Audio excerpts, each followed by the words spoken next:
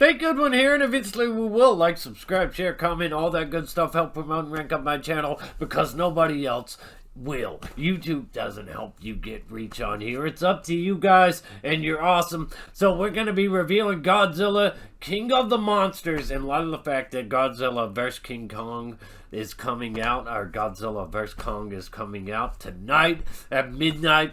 I've been reviewing all the films leading up to this one, though I do have to point out that you don't necessarily have to, as it turns out.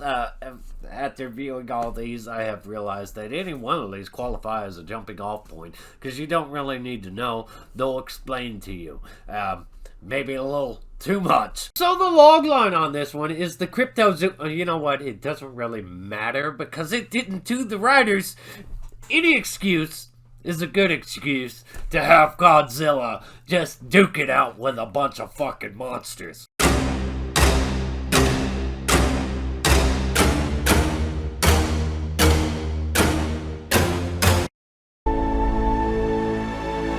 Alright, so the positive is on this one, big massive monster battles. A lot more this time. A lot more. If you saw the 2014 one, you didn't get a lot of that. Godzilla was barely on screen. The great thing about this one though, and another one up from that one, is that there's actual great lighting this time.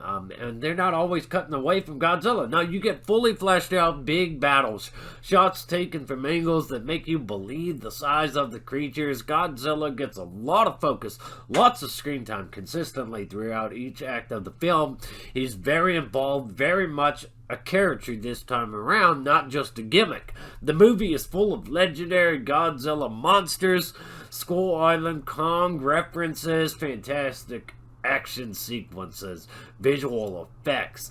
I think these monsters look really impressive, and my son loved watching this movie. It seemed like there was always action, brisk pace, that just keeps the story flowing and unfolding with a steady stream.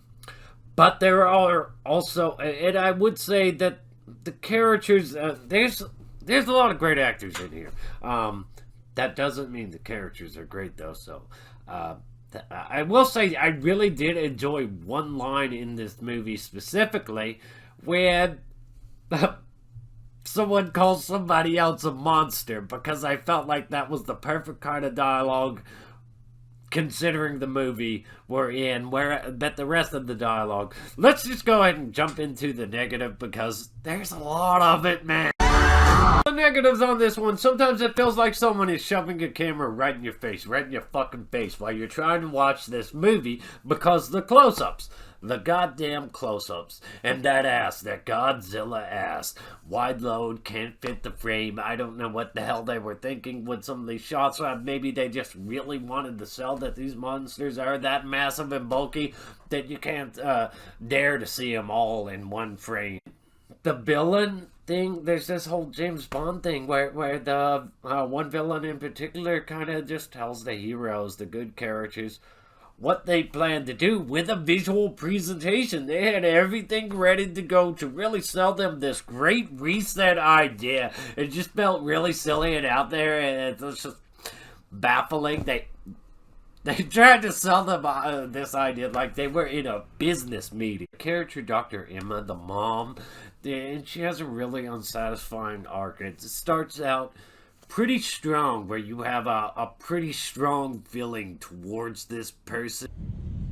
That bitch. You just want the worst for them. You want the worst to happen to them. But the movie just goes in this really bizarre direction with her arc that it just wasn't earned or anything. It's just silly. They try to force you to feel something with all the music and stuff that nobody wants to. I felt like, why should we, the audience, give a damn at all? Fuck this bitch. Die. Feels like it tries to overextend the monster battle sequences to the point where it wears out its welcome. The fact that there are so many monsters in here too feels like it's stealing the spotlight from Godzilla. Here's looking at you, Mothra. Overall, I would give it a 7 out of 10. because it's got really great epic monster fights. It's got all those Godzilla characters that you want in there, even if only for the briefest of moments.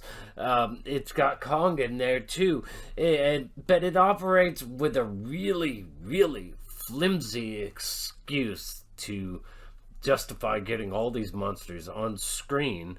And once again, it's populated with a bunch of actors that kind of get the camera put on them where they shouldn't, at points and times when the camera should be more focused on Godzilla, not the humans, because that's not the part that people came here for. And honestly, you didn't make them interesting enough to be getting the camera on them in such a way and manner in the third act. The best, not the worst. I want to hear your thoughts, your opinions. Fake good one here. Eventually we will. Like, subscribe, share, and stay tuned for the Godzilla vs. Kong review that will be coming soon.